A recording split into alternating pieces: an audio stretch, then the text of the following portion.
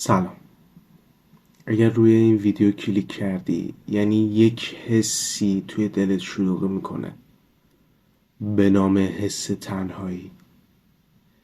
میخوام بگم که تو تنها نیستی، حداقل توی این چند لحظه من کنارتم. حس تنهایی فقط بدین معنا نیست که نبودن آدم ها باشه. حس تنهایی حتی وقتی توی شلوغترین جمع ها هم حضور داری به سراغت میاد، چون حس تنهایی یک حس درونی تا بیرونی. حس تنهایی از کجا شروع میشه؟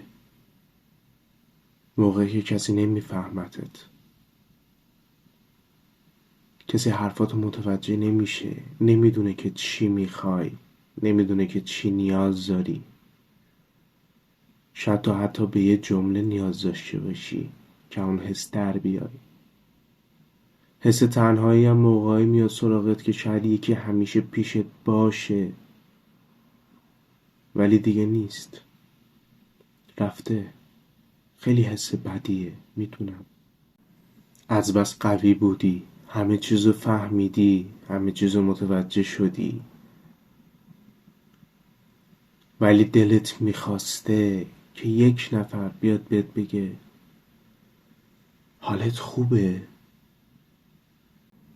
یا وقتی از صبح تا شب کار میکنی دلت میخواد یکی بیاد بگه خسته نباشی. همون خسته نباشی میتونه تنهایی تو از بین ببره. شاید یک جمله خیلی کوتاه باشه که گفتنش هم هیچ زحمتی نداره، ولی تو دلت میخواد بشنوی.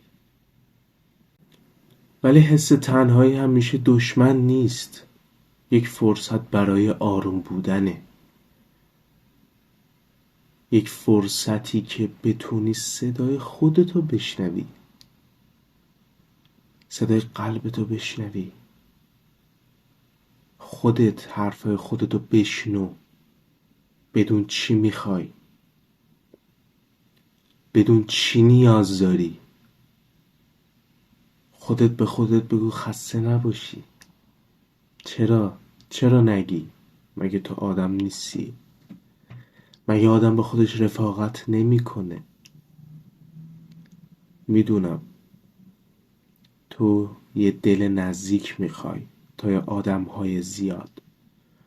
تو دلی میخوای که عمیقاً متوجه حرفات بشه، بدون تو چی میخوای،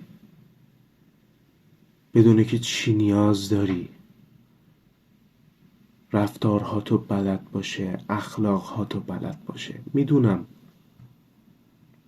ولی با خودت هم رفاقت کن، نیاز به کسی نداری. اگر حس میکنی که درک نمیشی، این حس طبیعیه. اگر حس میکنی الان تنهایی، طبیعیه. تو نامناسب نیستی، تو اشکال نداری، تو فقط یک انسانی، تو آدمی. تو این احساسات رو درون خودت داری و طبیعیه. بزرگش نکن، بهش بها نده.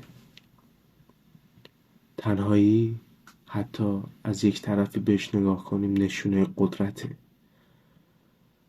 ولی تا جایی که این قدرت باعث نشه که ما دچار یک مشکل بشیم. اگر حس میکنی تنهایی، درک نمیشی، چیزی نیاز داری، این یعنی تو انسانی. این یعنی تو هنوز قلبت میفهمه، قلبت درک میکنه. این یعنی قلبت زنده است. این نشونه بدی نیست. نشونه بد ندون این رو. این یک امر طبیعیه که برای هر انسانی پیش میاد. حتی خود من که دارم با تو صحبت میکنم، میخوام اینو بدونی که تو تنها نیستی. حداقل توی این چند دقیقه. من کنارتم، بدون قضاوت، بدون داوری، بدون نصیحت. فقط اینجام که بگم چی غلطه چی درست. تو هم به من بگو. ما با هم رفیقیم، ما با هم دوستیم، ما با خودمون دوستیم. پس مراقب خودت باش. همین.